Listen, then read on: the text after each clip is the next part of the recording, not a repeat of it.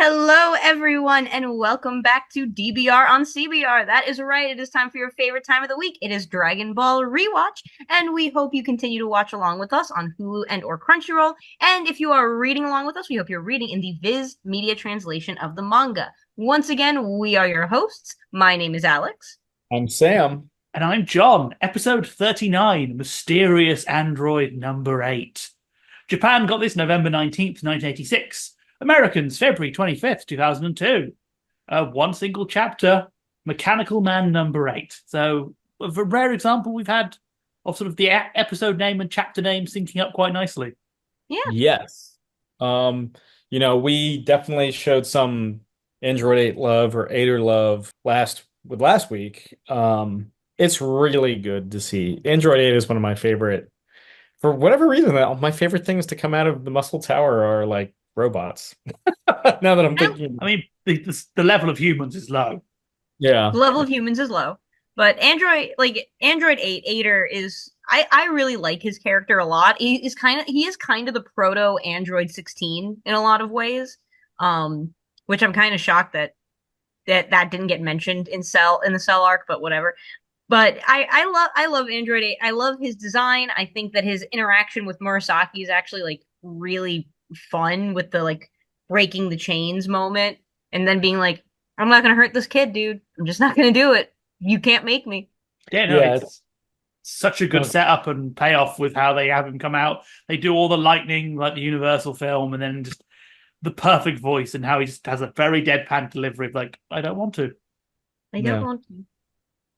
yeah. The chains aspect is something that they add specifically for the anime to just underscore how strong he is. Whereas in the manga, he's just chilling out in a cell and Murasaki lets him out. And then this one, he's like, "Do you have the key?" And he's like, "Oh, let me find it." He's like, "No, it's cool." Just I Yeah, this is a nice payoff. So I like how they've built it up, and it makes him rebelling feel like actually gives it a lot of weight, despite us only knowing him for a couple of minutes. It works so nice, and as we said last episode, this is a surprisingly accurate take on Frankenstein. It also works so well coming off of Metallatron because we've seen the big, mean, evil robot. And so now here we get this character that was hyped up by Snow's dad, and Murasaki is in General White is somebody that's even stronger. And he's just like, no, I'm good. I'm not going to do this. You And know? it not for me, does man.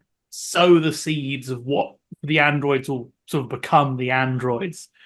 Sort of making very clear early on that Metallatron is a robot, but android in this universe has a separate meaning, which we'll get onto, which sets up so much for later on. And we talk about a lot of how many Z setups only work because Dragon Ball kind of blundered into them. This is one of them by this early separation. Like android has a very specific meaning. Yeah. Yeah, Because versus human. because in it's like Jinzo Nigen is like the Japanese for 17 and 18 specifically. Yeah. And I think also for 19, but not 20.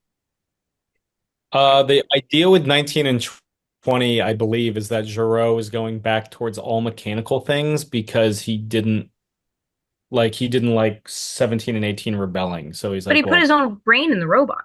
we'll put his own brain in what is Android 20. But I think 19 is all mechanical, but Yeah. I could be wrong. Yeah, How there's a did he whole put his own brain? thing of. I mean, that just makes it into a mech, effectively. Yeah. Yeah. How did he put his own brain in a robot? He's like Dr. Willow. He can just Carefully. No, what you gotta do is you gotta cut it open, then sort of have the robot in front of you open, then sort of like full. Do you know how BMO changes their batteries in Adventure Time? It's Yeah, like sure. that. Here's a question. Why is Dr. Willow's brain so gigantic? I assumed it was because it absorbed all like the formaldehyde over time. Oh, that is clinically sound. Yeah. That or he ate his vegetables, children. Yeah. Both Uh, of these things can be true.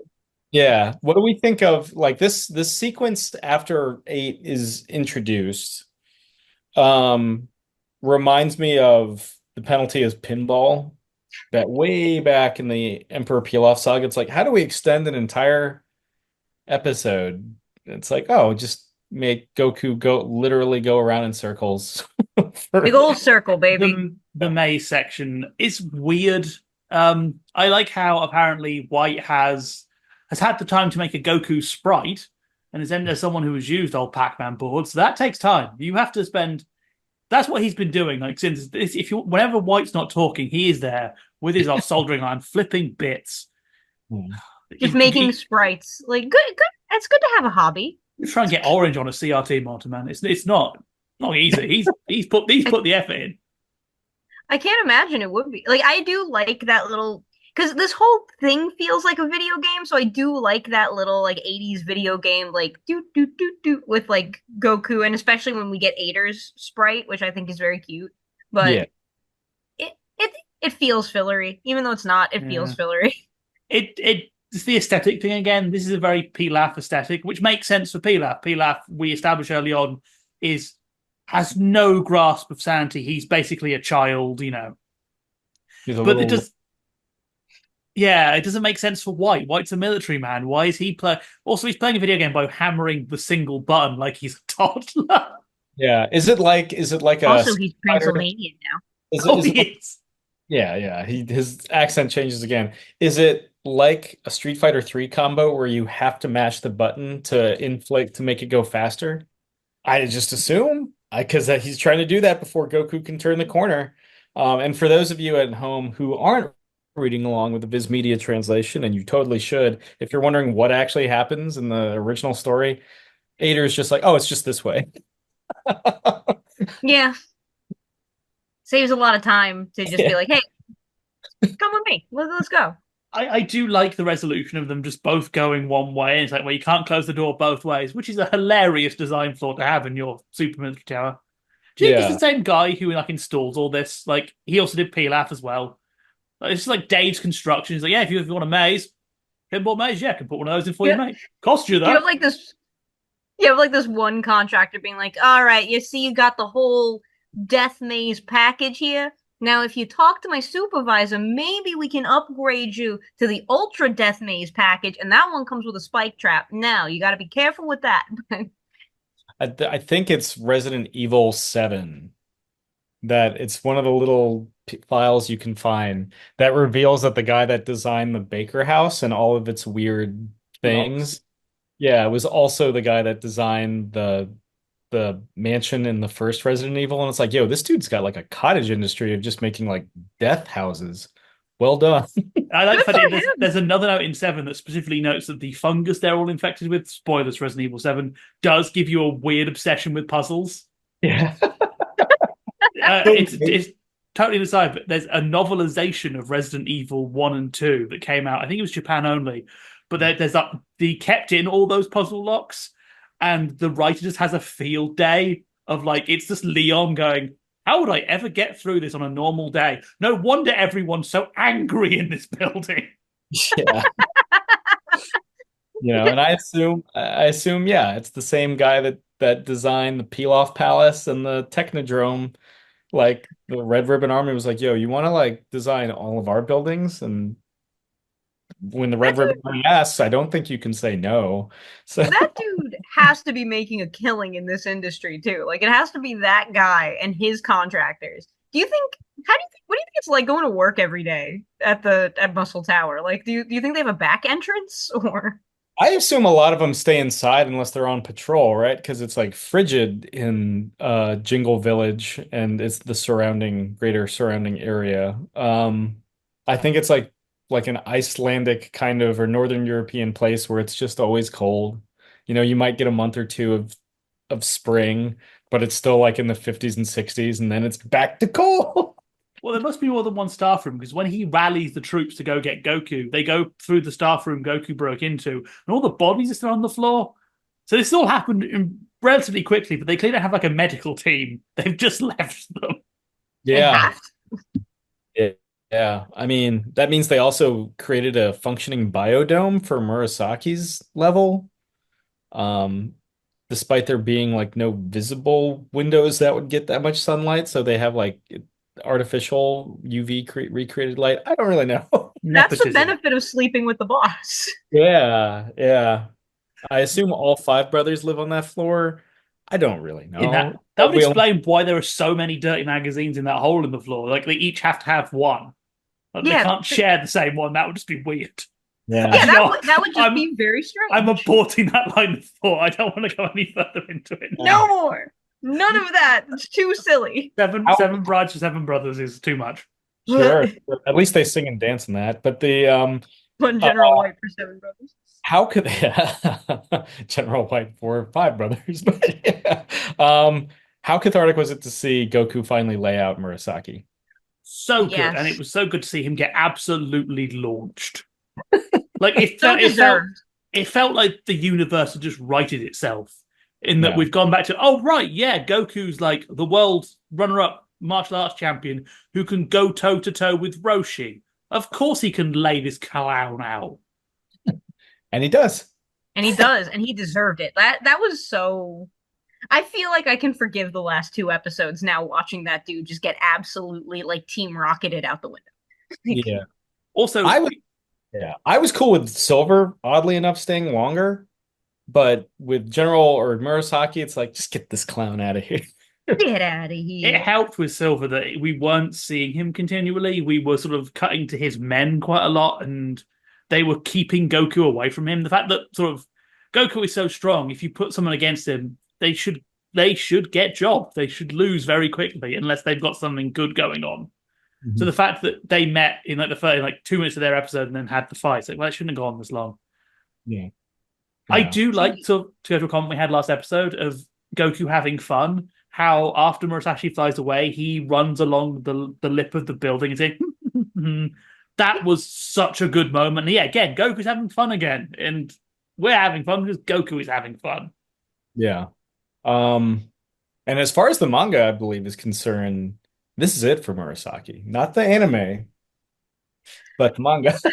I think in the manga, all we get from him is a couple of flashback appearances here and there. Yeah. Yeah, we're good. It does feel like a weight has been lifted. That sense of momentum is slowly starting to build up, right up until Goku gets caught in a maze. Which and amazing. Then the episode grinds to a halt, which is a shame. I will say it helps that they have sort of the break and then bring Android 8 back in. It at least makes the maze have something to it. Actually, I do have a question for you, Sam. In your copy of the manga, what is the nickname given to Android number 8? And oh, like, whereas we know him as Ader. Is it in your copies? Because in I have an older version where the nickname is different. I want to see if Hmm. your newer one has it. Um, is it when he first like befriends him and he's just like we're talking Goku's nickname for When Goku Yeah. nicknames him. oh so he calls him mechanical. Um, let's see. I don't know. I'm trying to find it's Eight Man. He Yes, calls him okay. So earlier versions call him Eight Man, which is a hilariously clever deep cut reference. If you're not Yeah. familiar, Eight Man was a 1963 manga by Kazumanu Hirai and Jin Karata. He was Hmm. the first cybernetic superhero in Japan. He predates Kamen Rider by about 10 years. So, Fun fact about Eight Man, just gonna give you a little Alex lore. That's actually my dad's favorite anime. My dad's favorite manga. It's actually the first anime I saw anything of. So I grew up in the 1960s. it's so good. If you So get the good. chance, I'd recommend doing the original Eight Man. It still holds up very, very well. Bit more hard sci-fi than sort would come later. So I guess I got if this is the older edition, and I assume the later editions they just call him Ader. I apparently I couldn't find sort of a confirmed line. I know my most recent digital copy that I got has Aeta as the line, and then my print one, which is from probably about 15 years ago at this point, has Eight Man. I'm not sure if there's like a strict line. It may also be regional. Maybe. I'm trying to see if I can find this is a 2003 publication. So Mm. yeah, Ali. So But It's I hard to do tell. They all look a bit similar. yeah. I do really like because this has been a thing we've kind of seen with Goku, especially with like Nimbus and everything else, even like Nimbus having a personality. Some things that most people would not assume as having like feelings or emotions, Goku's interactions with them humanize those things very well. So that moment with Ader, him like being, oh, it's a nickname because saying android number 8 is way too long. And Ader like genuinely enjoying that. I like those little things about Goku where he humanizes everything that comes across his path. One of the fun things about the manga is so he's referred to as John was saying Mechanical Man number 8 or whatever. Whenever Goku tries to say it in the manga, it's mechanical is always deliberately misspelled. There's a K in there instead of the, CH. So he's like Mechanical Man number 8. Mechanical. Yeah. So that's a nice Gokuism for the manga. All you manga heads out there. Oh, And it you manga also head. sort of stretches back to even with the Dragon Ball, like Goku would always call it my grandfather. He would never. It's only a very recent addition. Pretty much this arc is when Goku would start calling it my grandfather's Dragon Ball. Like Mm. all the early arcs, he's been calling it my grandfather as if it was a living being.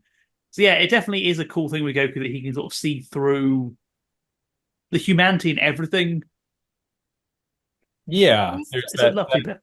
Yeah, I think this is the arc that, interestingly enough, challenges him on because he's that guy that always looks for the humanity or the good in everything, and then now he's facing, dude, and that's I think a big part of why he doesn't enjoy fighting guys like Colonel Silver and Ninja Murasaki and soon to be General 8 because he's just like, yo, there's nothing redeeming about you. Let's like knock you across the horizon, and he does. It's always interesting because like we mentioned it last week, Goku is not the deepest character and he doesn't have to be. But there's always really something interesting when Goku's view of the world gets challenged by something.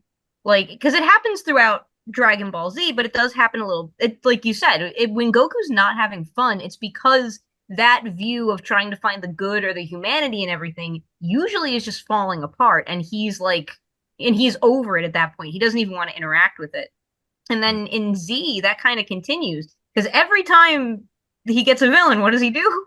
He's like, "Hey, you could be good. You just got to try harder." And that was when you end the Frieza fight and Frieza turns around to try to stab him in the back. Like that's when Goku is like, "I'm over it. Like I am done with this." So And there's a it's interesting. there's a sadness to his face too Yeah. when he He, he's never happy when that happens. And I think that that's always been very interesting about Goku. Like he's not the deepest, but there's something in there, man. It really is sort of a callback to Journey to the West, really, and sort of again that Buddhist ideal of that Goku he isn't like a deep thinker. He's just a very accepting thing. You know, he accepts what is coming into him, which I like. And then obviously famously they'd messed out with Dragon Ball GT by making him Christian. By sort of Goku isn't like a thermally like moralistic. He's not like a thermally moralistic person, but he sees the emotion in people more than having a. I don't have. He doesn't have a code. yeah He's like, this person is nice to me, so I'm going to be nice to them. Yeah. yeah Again, it's I amazing mean, how much this episode shows. Again, giving Goku someone to talk to really helps because sure yeah. the maze is boring, but at least with Asa around, it gives Goku some grounding. It gives him someone to bounce off. It makes that sequence. If this had been like an earlier episode, would have been hell. yeah 100%. I will say I do have a piece of production art from Path to Power, or Path of Power, Path to Power, of Vader. I have a production Oh, sketch of Vader, and if I was a more prepared man, I would show you. So you'll just have to wait until next week, kids, when I bring my Ader. wait until we get Eight. to This is Path what to Power. happens when you don't prepare for class. Yeah. Uh, Uh, yeah, it's great.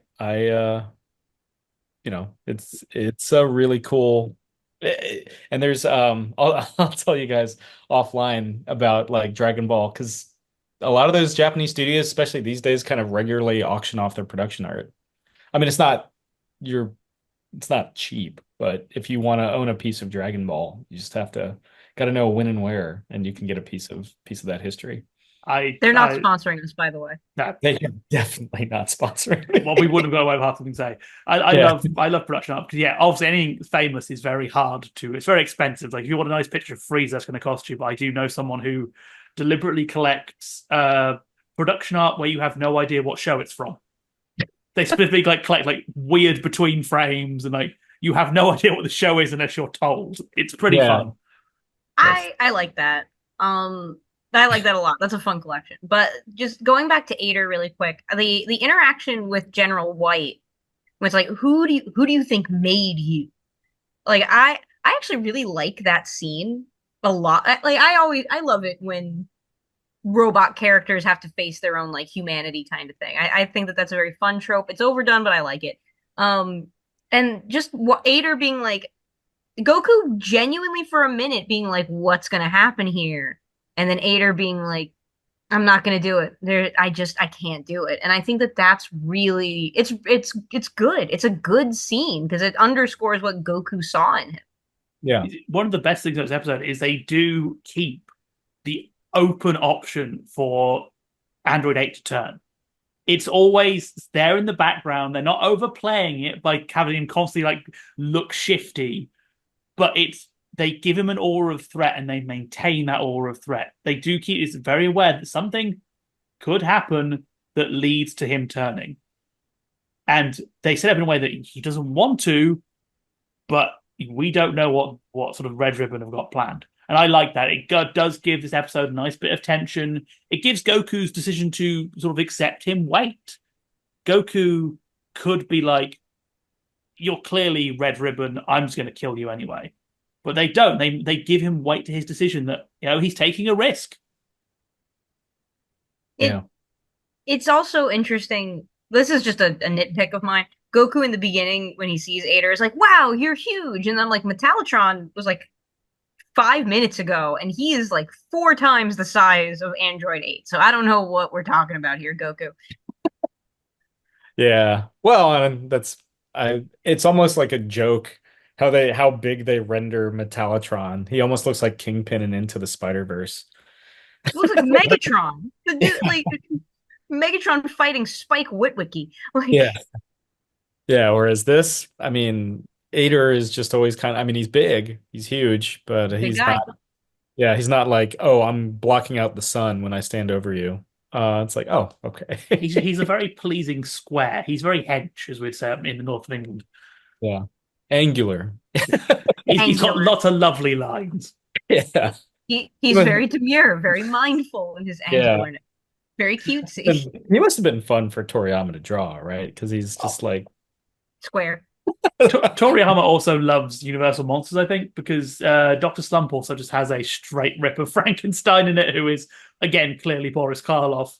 I don't know how popular Frankenstein is in Japan, but you see a lot of like Frankenstein imagery in a lot of anime and manga. Like you get a lot of the characters with like the stitching and the bolts and like yeah, there was that one character from I think it was Soul Eater Soul who Eater had has like the big bolts going through him and like all the different like it's a very big character trope out there. And I think that Toriyama sticks mostly to the Karloff style. yeah, I mean, it, ever play Darkstalkers? yeah. Ah, The 30s movie did really well. Just internationally, it became like even in countries where it didn't do well initially, it's become had this massive second life, partially thanks to Universal releasing all of them on every medium they can find as cheap as humanly possible. You got to get those dollars before it becomes public domain. Oh yeah. oh yeah. And then obviously you had like lots of cartoons would use it. So yeah, it became sort of the default look, and it's cool. It's definitely a very cool look and one of the more iconic looks of that era. Yeah.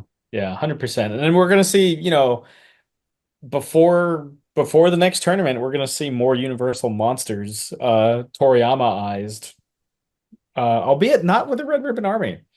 Interesting enough. Yeah. So, Fortune Teller Baba, I'm looking at you. Yep. The I but and even what's his name? The first what's the first manga called? He did after Dragon Ball finished. Had the little oh, vampire who was clearly Legosi. I want to say Oh, oh, Kawa. oh. Yeah. It sounds like a noise, but I can't remember. yeah.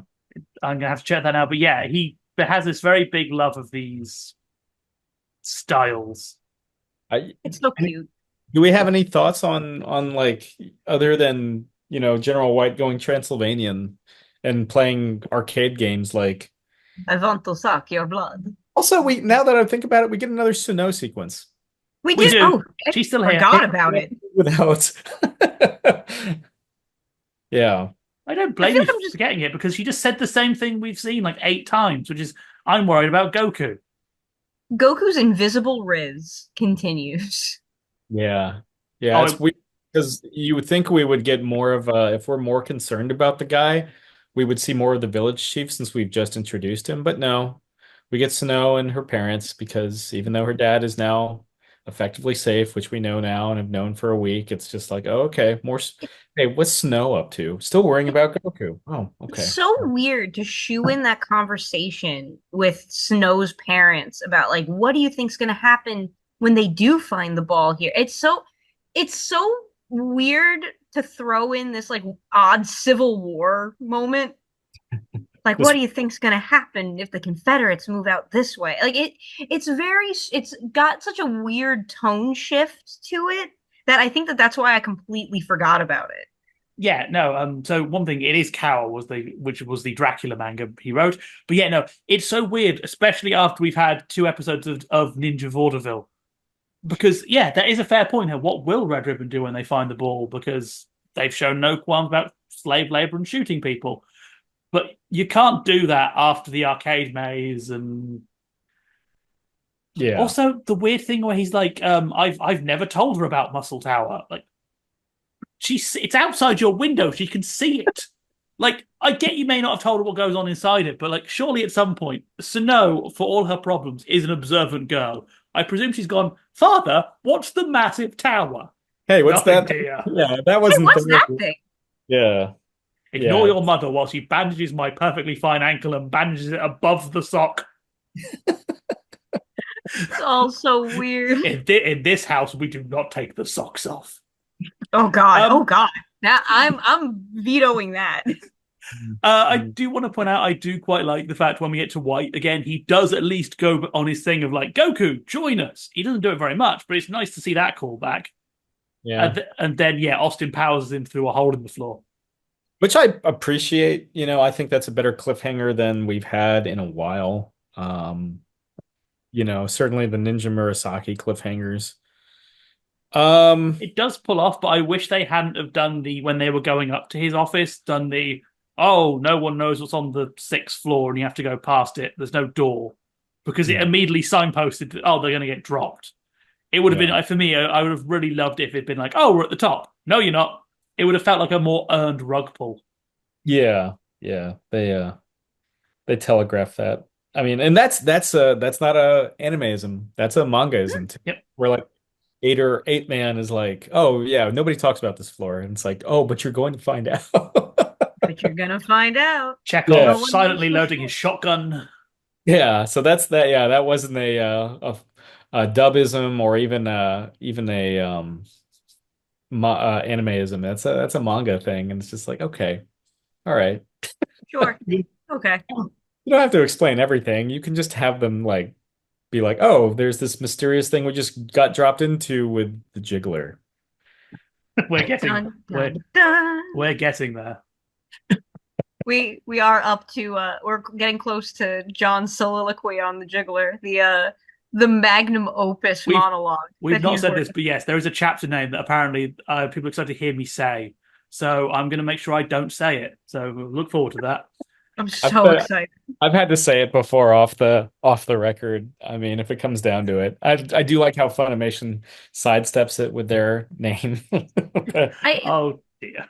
see. I'm just throwing it out there. And John, I say that I think I've said this before, but again, anything in your accent is gonna sound classy, so it's Yeah. I think okay. everyone I know will disagree with that heavily.